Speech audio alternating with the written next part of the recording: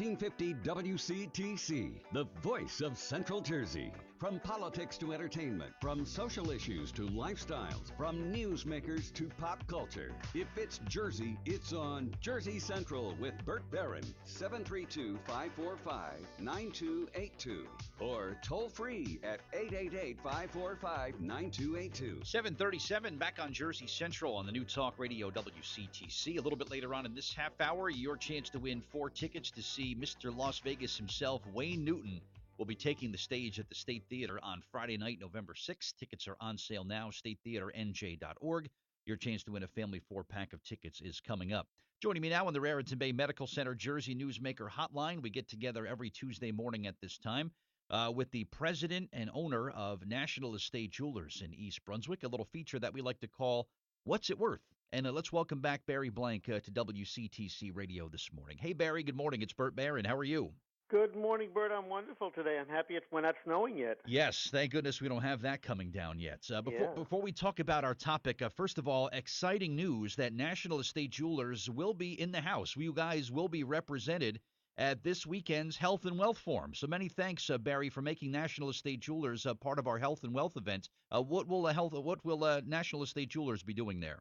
Well, Bob Barr is one of our senior buyers, is going to be buying diamonds, jewelry, watches, coins, silver, and anything of monetary value that we can make a little profit on, and help our clients out with a service. Nice. Always a big hit at the Health and Wealth Forum. We're also going to be offering a $100 gift certificate to anything in our store, no minimum purchase, for the person who sells us the most monetary value. Very nice. All right, so keep that in mind if you're coming out to the Health and Wealth Forum this weekend, and make sure you register if you haven't done so. But very pleased to announce that National Estate Jewelers will be there buying jewelry, diamonds, watches, and coins. And again, if you sell them the most, you're going to get a $100 gift certificate to the store. So, Barry, many thanks to you for making this possible this Saturday. So very much appreciated, and it's always a highlight of our Health and Wealth Forum. All right, let's jump into today's topic. The word value, it's kind of an open-ended word, Barry, as I've always thought of value. But to talk about what exactly value is as it relates to what you do. Well, as it relates to what I do, we assess a monetary value, how much money something is worth, how much money can you get for something, how much money should something be insured for. We can't buy something because it belonged to somebody very dear for you and pay you a lot of money for it. The only way that the value of something is affected by the person who owned it is the person who owned it is a celebrity, and like a Marilyn Monroe necklace that we can really attribute with paperwork to Marilyn Monroe, that would add to its value, or something like that. But something that belonged to your dearest Aunt Sadie or whoever would not have monetary value to us, only to you, and those are things that we have attachments to. Yeah, and sentimental value is something very difficult to put a price tag on. If it's an heirloom of somebody from my family, it might not be worth anything to anybody, but to me it could be priceless, right? Right, exactly. Just like that. All right, how do you determine value? Is there a process, Barry, where you determine value of an item? Well, first we have to identify what it is. In the process of evaluating jewelry, we have to determine if it's precious metal, gold, silver, platinum, palladium, and then we have to determine if the value of the item. First, we determine that it is or isn't a precious metal. Then we determine the purity of the metal, 10, 14, 18 carat, etc., or 22 or 21 carat, or pure gold. Then we go to determine if it's saleable above the silver or precious metal price, based upon many, many factors, like who made it. Was it made by Tiffany, Van Cleef & Arpels? Who owned it? Were they a celebrity? Is there a demand for this item? If diamonds were found all over the ground, there would be no value to diamonds. Everybody would have them. There would be no demand.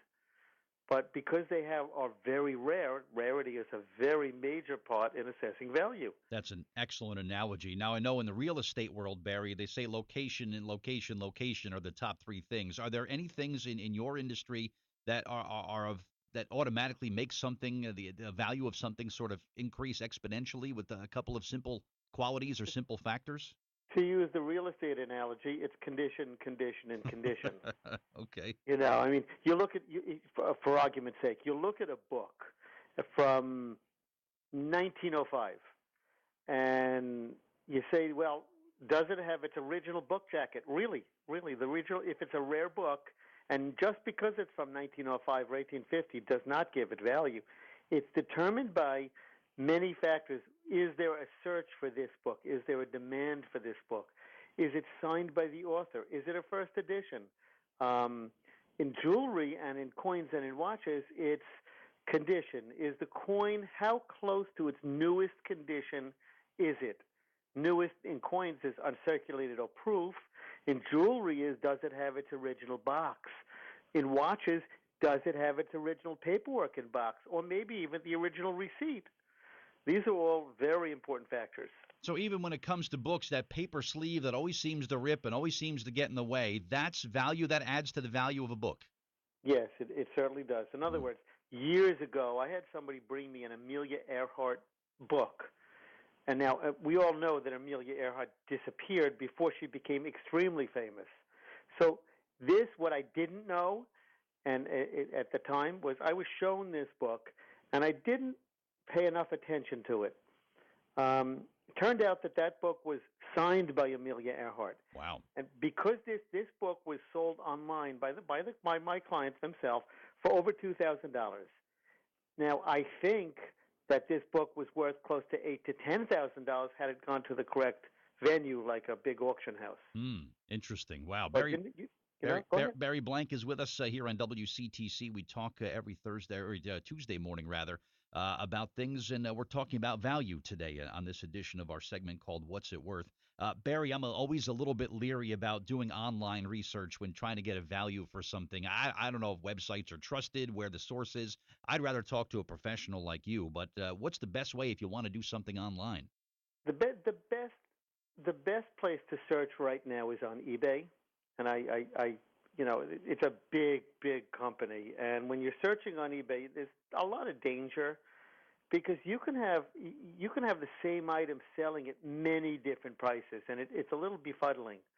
For argument's sake, again, a Rolex watch. I like to use Rolex because it's the easiest thing to search. Let's say you have a Rolex Datejust with a certain model number on it, and you put it into web search. The first thing you have to do on eBay is to go to sold items, because that's the price that items actually sell for. And what you're going to see is they sell from $1,500 to $10,000, and you got to be careful that you are really looking at the same item, that you're really looking at items that are similar. And what's happening now is that people are really just putting things up to sell them, and very often they sell them below market value. Unfortunately, what this also does is it brings down market value because they don't really care as long as they turn it into money. So it's really you can get a little confused by all the different values, but it is the best way to assess value. Yeah, I can see how someone could get confused. And don't forget, every Tuesday at National Estate Jewelers, free evaluations today. You can receive free verbal evaluations. There are written appraisals available that are for a fee, but make sure you stop by today for that free verbal evaluation at National Estate Jewelers on Route 18 in East Brunswick. One last thing for you, Barry. I recently won a prize, like a door prize, at a health and wealth event that happened here in New Jersey. And I won an autographed Matt Harvey baseball. Value? Okay. I don't know. He's a good player. Is he one of the greats? I don't know. There are people right now saying, oh, my God, you got a Matt Harvey baseball. That must be worth a ton of money. I don't know. How about autographed sports memorabilia? How do I know the value of something like that? Well, something similar. Now, with memorabilia and collectibles, you need to have a COA, or a certificate of authenticity. Okay. And it has to come from a reputable house. Now, I personally know very little about sports memorabilia and that type of collectible, but one of my employees, who I'm sure we've all met at the forum, Gary Hoos, who used to own a stamp and coin auction gallery, is extremely knowledgeable in sports memorabilia. And I would say call him directly at my store, or set up an appointment. You don't even need to show it to him, but certification is important, but he will guide you. Okay. And he took a line drive off the pitching arm the other night, and I said, oh, well, there goes the baseball now. So, Yeah. but I don't know. But, Barry, thank you as always. Always great information on our weekly segment, and I look forward to next Tuesday, my friend. Sounds like a plan to me. I'll come up with a new topic. You bet. Thank you, Barry. Always a pleasure. You bet. Take care. All right. Barry Blank, my guest here on WC.